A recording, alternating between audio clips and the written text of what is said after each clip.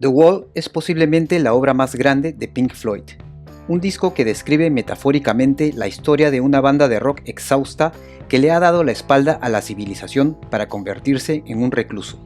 Sin embargo, antes de que ingresaran al estudio para grabar el disco, Pink Floyd ya se encontraba contra las cuerdas.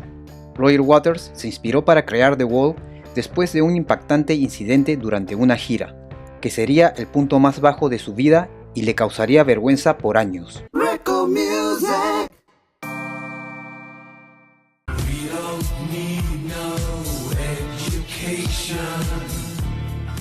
En julio de 1978, Pink Floyd se reúne en Britannia Raw Studios y Roger Waters les dio a sus compañeros de banda dos nuevas ideas para álbumes conceptuales. La primera opción fue un demo de 90 minutos con el título provisional llamada Bricks in the Wall, con la que la banda decidió seguir adelante y permitir que Waters siguiera su visión creativa. El proyecto llegó en un momento curioso para Pink Floyd, y aunque era una de las bandas más grandes del mundo, estos se sentían agotados mental y físicamente, siendo The Wall el mecanismo perfecto para explorar estas emociones. En 1977, Pink Floyd pasó la primera mitad del año en un ciclo ininterrumpido de presentaciones, con su gira In the Flesh para su álbum Animals, con un Roger Waters quien poco a poco se volvía cada vez más frágil mentalmente a medida que avanzaba la gira.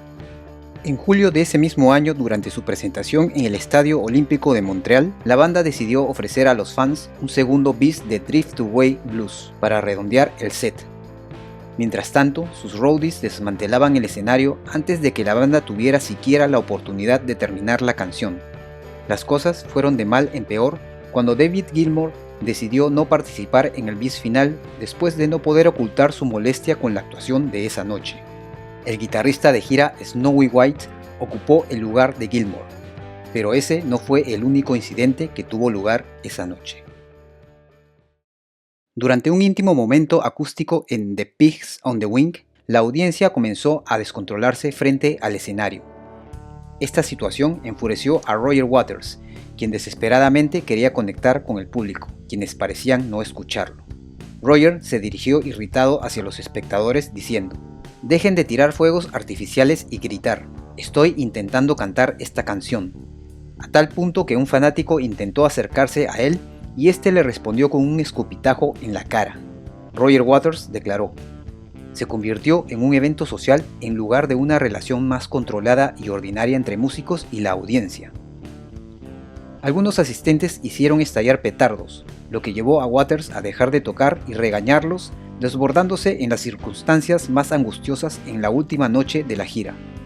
Sin embargo, este incidente tuvo su lado positivo, ya que la ocasión le dio a Waters la inspiración necesaria para crear The Wall, explorando la sensación de distanciamiento en ese momento con la audiencia, gracias al creciente estrellato de Pink Floyd. The Wall ofrecía una metáfora perfecta para explicar cómo se sentía Waters y plantar la semilla que regalaría al mundo uno de los mejores álbumes conceptuales de todos los tiempos. Años más tarde, el presentador Howard Stern exploró el significado más profundo detrás de la inspiración. Durante una conversación, Stern le preguntó al bajista de Pink Floyd si era verdad que quería construir un muro entre el público y la banda, y enfadarse tanto en el escenario hasta escupir al público.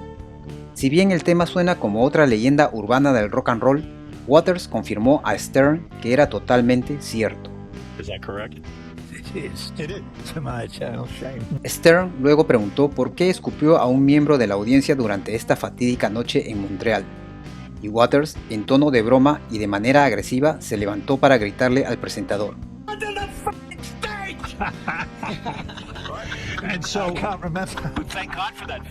revelando que no recuerda la razón por la que escupió al espectador. El bajista había perdido de vista el objetivo de las giras después de sufrir de agotamiento y estrés, y The Wall representaba ese cambio que había producido en él.